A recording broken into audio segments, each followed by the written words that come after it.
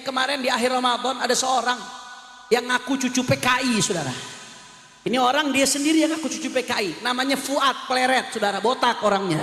Ini sengaja terencana memang selalu mengeluarkan ujaran-ujaran kebencian, ingin mengkotak-kotakan dengan istilah pribumi lah dan lain sebagainya. Padahal saudara, itu dulu kerjaan Belanda yang menggunakan istilah pribumi untuk mengkotak-kotakan, itu kerjaan Belanda. Anda bisa buka di referensi saudara di berbagai literatur. Makanya Imam Besar Al-Habib Muhammad Rizik bin Husain bin Syihab kemarin menyuarakan dengan keras, dengan tegas bahwasanya Fuad yang mendeklarasikan dirinya sebagai cucu PKI ini, saudara, yang mengaku bahwasanya yang menghina guru tua, merendahkan guru tua dan menghina banyak ulama, orang ini pemecah belah bangsa.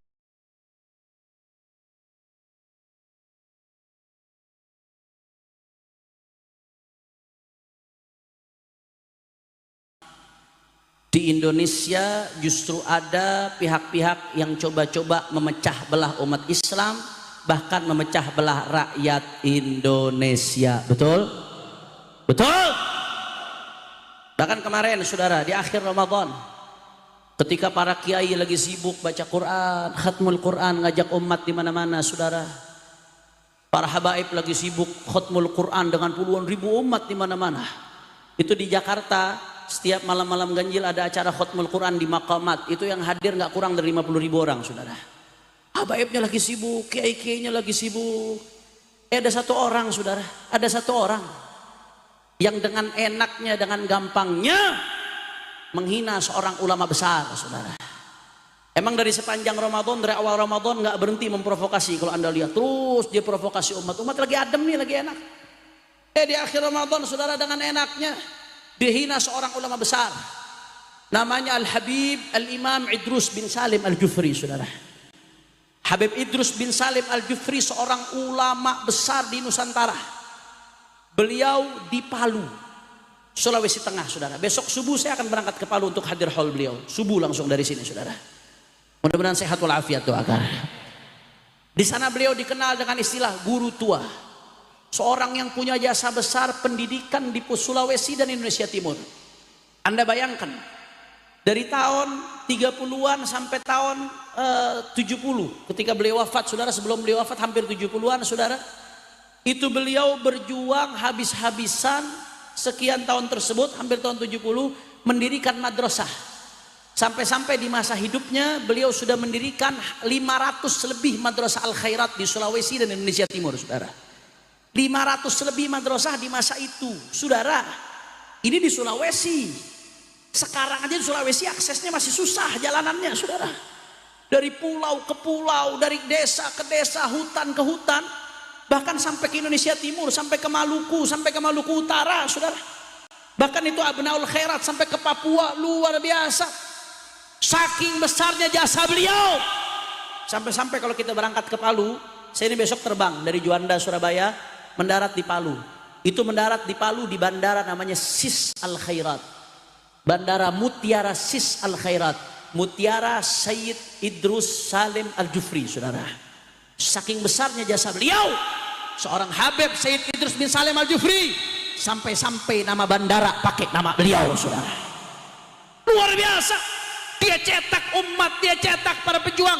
Bahkan ketika Indonesia merdeka, saudara, beliau tuliskan syairnya. Ditanamkan itu rasa kecintaan kepada nasionalisme kepada Indonesia untuk masyarakat Sulawesi.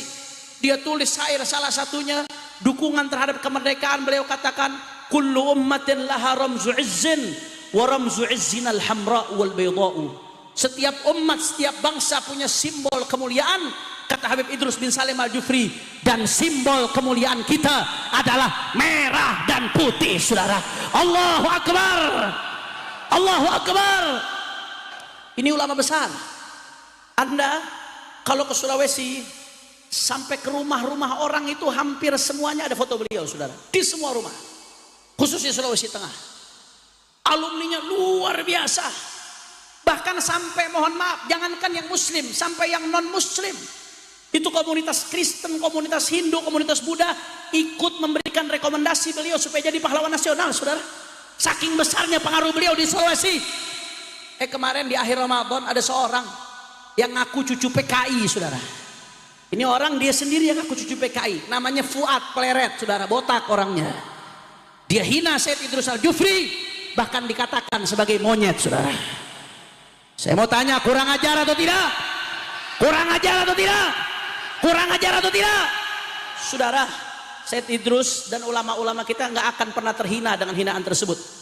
Ibarat orang yang mau menyundul gunung batu mau diseruduk. Kira-kira kalau ada orang mau nyeruduk gunung batu, yang hancur kepalanya atau gunungnya? Kepalanya atau gunungnya?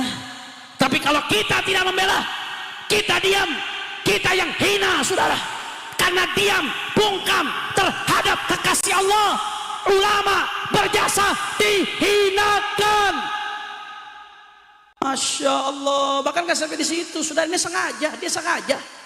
Ini sengaja terencana, memang selalu mengeluarkan ujaran-ujaran kebencian, ingin mengkotak-kotakan dengan istilah pribumi lah dan lain sebagainya. Padahal saudara, itu dulu kerjaan Belanda.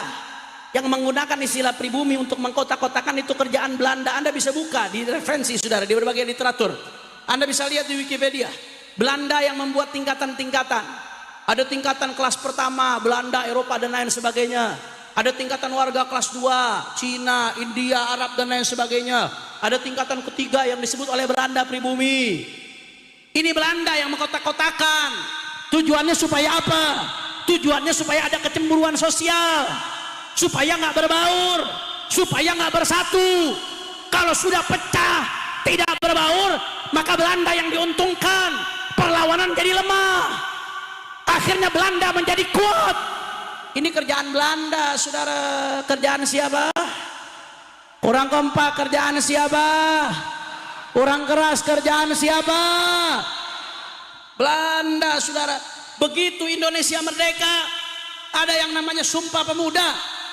Maka saudara, jauh sebelum Indonesia merdeka, kita semua satu, apapun bahasa kita, apapun budaya kita, apapun kita satu bangsa, Indo. Juga ada namanya Sumpah Pemuda Arab.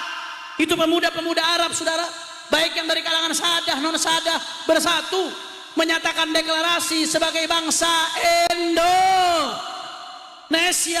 Apalagi begitu kita mendeklarasikan kemerdekaan, mendeklarasikan bahwasanya kita semua Bhinneka Tunggal Ika, beda-beda suku, beda-beda budaya, beda-beda bahasa, kita satu Indo. Bahkan nggak sampai di situ, saudara. Kita juga disatukan dengan Islam. Wahada a'zam wa'ala. Beda suku, beda bahasa, beda budaya, nggak ada hubungan kekerabatan. Kita disatukan dengan satu Indo, ya Islam. La ilaha illallah Muhammadur. Mau dipecah belah, mau diacak-acak, saudara. Diskriminasi, rasisme. Ini keji, ini biadab, saudara. Ini upaya-upaya jahat. Karena kalau habaib, kiai, umat Islam sudah ribut dengan isu-isu rasisme, saudara. Akhirnya apa yang terjadi? Yang diuntungkan bandar-bandar judi, saudara. Judi online makin merajalela di mana-mana, betul? Yang diuntungkan bandar narkoba, yang diuntungkan para koruptor, yang diuntungkan oligarki. Ribut, dibikin ribut urusan rasisme. Di Banten laut dipagerin, saudara. Laut dipagerin. Anda tahu Fir'aun? Tahu Fir'aun? Sekejam-kejamnya Fir'aun nggak pernah magerin laut merah, saudara.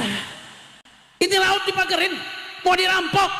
Kalau sudah laut dipagar, saudara, ini soal kedaulatan. Kalau sudah mereka menguasai pantai sepanjang-panjangnya, seharusnya keluar masuk orang itu bisa lewat pelabuhan, bisa lewat bandara, itu bisa diawasi. Apa barang yang masuk, apa barang yang keluar, apakah ada senjata, apakah ada narkoba. Tapi kalau sudah pantai sepanjang-panjangnya dikuasai, saudara, siapa yang bisa mengawasi? Mereka nggak masukkan narkoba, mereka nggak masukkan senjata, mereka nggak masukkan apa-apa yang bisa merugikan umat. Siapa, saudara? Maka nggak main-main, saudara. Ini ada kerjaan di belakangnya, ada dalang di balik ini.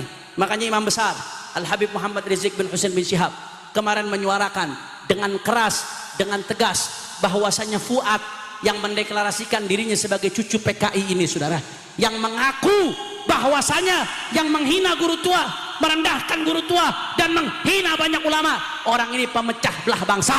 pemecah belah kebinekaan kita, penghina ulama, pemecah belah umat Islam, pengadu domba antara Dzurriyyat Wali Songo dengan habaib, pengadu domba antara umat yang seperti ini wajib untuk ditangkap, wajib untuk dijebloskan ke penjara, saudara. Setuju?